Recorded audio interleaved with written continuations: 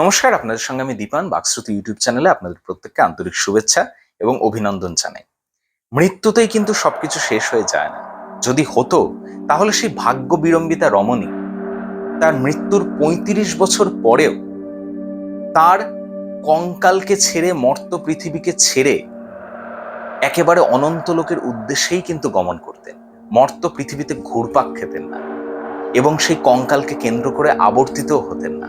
ডাক্তারি পড়ুয়াকে বলতেন না তার ভাগ্য বিড়ম্বনাপূর্ণ জীবনের কাহিনী এবং সেই ট্র্যাজেডিটা আসলে কি, যার জন্য সেই অশরীরী আত্মাকে মৃত্যুর এত বছর পরেও মর্ত পৃথিবীতে আবর্তিত হতে হচ্ছে।